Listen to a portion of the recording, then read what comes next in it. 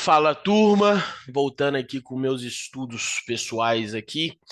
E essa aqui foi uma mão que aconteceu ontem na mesa final do Daily Big 15 da GG, né? Uma spot de mesa final, basicamente, é, em que, deixa eu esconder o HUD aqui. Já saiu o HUD aqui. Mas, enfim, deixa o HUD aqui. De todo modo, tem poucas informações, mas deixa o HUD aqui. É um esporte de mesa final, em que a gente tem uma situação até um pouco padrão, né? Em que nós temos um chove aqui do Small Blind, uma situação de Blind War, uma situação que a gente tem um chove aqui de Small Blind, é, em que a gente tem uma mão que, por teoria, é puro call, a gente já sabe que nesse tipo de situação aqui é meio que óbvio que a gente vai pagar sempre com os ace highs, sempre com os ases, né? Talvez cortando ali um pouco dos dois, mas era uma mão que eu tenho um pouco de dúvida e foi por isso que eu estudei ela, para que eu pudesse analisar não só os calls óbvios, mas eu queria ver de onde vem o bordo do nosso range de call nesse tipo de situação em que há um ICM aqui envolvido, né? E para que eu fizesse esse estudo, né? Eu realizei um estudo dessa mão, rodando ela no HRC, para que a gente conseguisse verificar aqui, né? é, Qual vai ser o nosso bottom, né? Qual vai ser o bottom do nosso range de call nessa situação. Já antecipando aqui a situação como um todo, eu dei call natural, perdi essa mão, o cara flechou um rei 5 off ali, né? Que a gente vai estudar a situação como um todo aqui, para que a gente possa verificar primeiro qual que são os bottoms do nosso range, e que é o intuito principal do estudo, né? Nessa situação, tá? Dito isso, está aqui a situação como um todo, vocês estão vendo, eu tenho 18 blinds no pré-flop, né? A gente pode ver aqui, eu tenho 18 blinds no pré-flop, estou cobrindo. Eu sou o segundo em fichas nesse momento, né? Eu estou cobrindo ele bastante, então eu sou o segundo em fichas na situação. Mas é isso, vamos lá, vamos à análise do HRC nessa situação, tá? Primeiro ponto, eu fiz a análise do HRC aqui no range GTO, né? Se a gente for analisar o range GTO aqui, a gente vê que a mão dele vai ser um puro open, né? Open 2x vai abrir para foldar esse rei 5 off aqui diante de um chove, eventual chove nesse caso. Uma coisa que é importante ser salientada aqui é que eu comecei a rodar essa mão também com limp.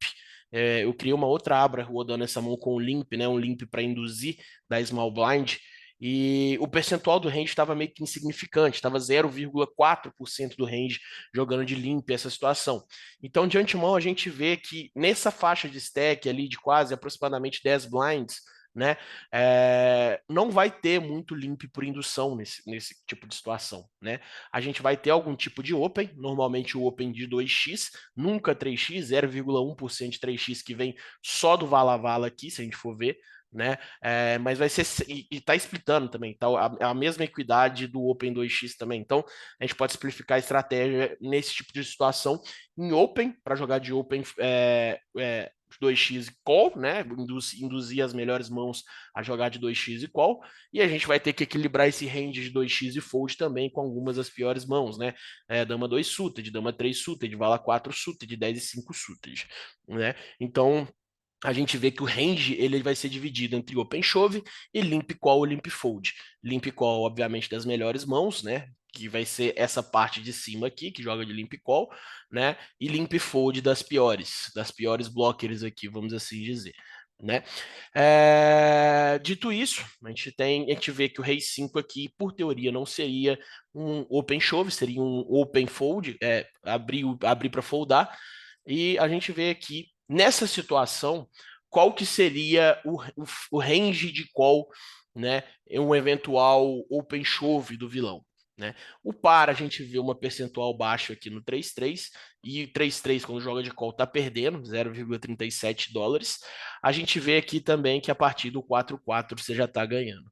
A nossa mão, por exemplo, o Wise 3 Suited, ela tá ganhando 4,48, que é um valor próximo ao que, por exemplo, ganha o 5-5 para aqui. Os ases offs, a partir, eu acho que é do ASI 6, que vai estar ganhando próximo do que a gente está ganhando com as E3 suited. Então, os ases offs aqui, a gente vê que é um call, mas a gente vê que é um call que ganha muito pouco, né?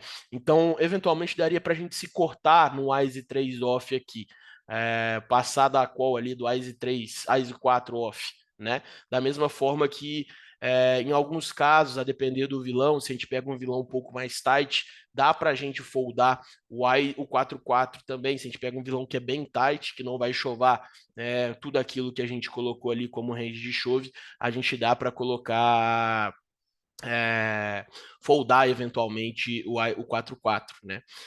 Uma coisa que é interessante da gente ver que é o range de open chove aqui desse vilão. Matheus, eu tenho um pouco de dificuldade de acreditar que o vilão vai chovar, por exemplo, algumas mãos como Vala 5 suited, 9 5 suited, talvez o Vala 6 suited, o 10 e 6 suited. Eu acho que o vilão, o 5 e 4 suited, aqui eu acho que também ele vai foldar alguma das vezes, o 6 e 5 suited, dependendo do vilão, folda também, ou joga de limpa esse tipo de mão, não sei. Mas eu não sei se o range de chove aqui, ele é fidedigno com o que acontece na prática. Posso estar certo, posso estar errado. De todo modo, né, diante dessa minha compreensão, né, diante dessa análise que eu fiz uma outra simulação aqui realizando um node lock no range de chove do vilão, em que eu expandi um pouco mais o range de chove do vilão para as blockers, né, coloquei mais chove nos reis aqui, expandir um pouco mais aqui em cima para a dama e diminuir o range de chove, né, no Vala 5, no 10 e 5, no 10 e 6, no 9 e 6, que são mãos que eu tenho dúvida que ele vai chovar, e coloquei, né, um percentual de chove no Vala 6, assim, um percentual de chove no 10 e 7, no 9 e 7, tipo 50%, entre 50% open, 50% chove e 50% um pouco de percentual de open, e você vê que aqui já entra um pouco mais de fold, né, nessa tipo de situação. E por que eu fiz esse tipo de node lock? Exatamente para que eu pudesse verificar aqui o intuito inicial desse estudo, que é exatamente verificar qual é o bottom do range de call nessa situação, e a gente analisar um pouco também do quanto que a nossa mão passa a ganhar com um range ligeiramente mais tight no que diz respeito a essas mãos aqui, as suited connect, as suited, né, os Vala suited, e um pouco mais loose aqui nas blockers, né, que exatamente foi a mão que ele chovou, então se ele tá chovando rei 5 aqui, a gente pode pressupor que ele vai chovar um pouco mais wide aqui as blockers off, do que ele vai chovar um pouco mais essas mãos suited aqui, que eu acho que é o raciocínio que o Field leva em consideração. Ele tem mais facilidade de chovar blocos do que essas suited aqui muito distantes, né? Vala 5, igual eu disse, 10 e 5. Então, exatamente por isso que eu fui dar uma analisada no range de call e ver quanto é que ganha. A gente vê que o Wise 3 passa a ganhar mais, o Wise 3 suited passa a ganhar mais com o aumento desse range que eu coloquei, e a gente vê aqui que o Wise 2 passa a entrar em um determinado percentual ganhando muito pouco, exatamente pela situação que a gente falou. Ele chova mais blocker, se ele chova mais blocker, o nosso Wise passa a ganhar um pouco mais das blockers que ele chova.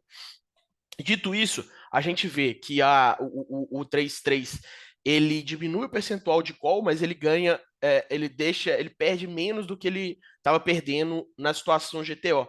E os pares passam a ganhar mais, todos os pares passam a ganhar mais. Diante desse cenário aqui, mesmo com as adaptações de node locks, a gente vê que o range de call ele é semelhantíssimo ao GTO e ao Node, com Node Locks.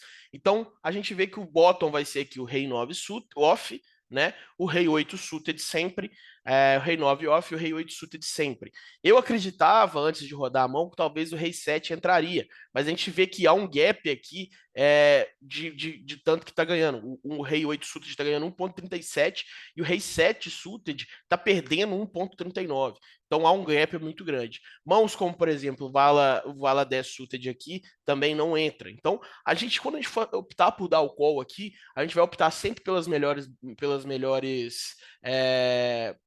blockers, né? Quando a gente for dar o call, com o bottom do nosso range, e as Futures Connectors aqui também vão entrar sempre todas elas. Mas, em resumo, é um estudo mais leve, né, esse que eu fiz. Talvez a única mão que entre aqui, diferente de um para o outro, é o WISE 2, né, que não está entrando no GTO, e aqui com o Node Lock da expansão do Chaves para as blockers offs, né, ele passa a entrar com um percentual de ganho muito baixo. Então, de fato, dá para a gente cortar o ICE 2 off aqui, né, e passar a dar o call de ICE 3 e ICE 2 suta de sempre. Mas é isso, um estudo mais rápido hoje, de uma situação que eu não tive dúvida em jogo com relação à minha mão propriamente dita, mas eu queria entender um pouco mais de onde vêm os bottoms, né? E o quanto ganham esses bottoms para que a gente pudesse fazer uma validação aqui, entender um pouco mais, né? Como se dá essa situação. Por exemplo, eu acreditaria que o bottom nessa situação, em game, eu achei que o 2-2 poderia entrar, né, cobrindo o cara e tudo mais, e não entra, né? Vai entrar a partir do 4-4. Mas é isso, pessoal. Fica aqui o nosso estudo de hoje e tamo junto.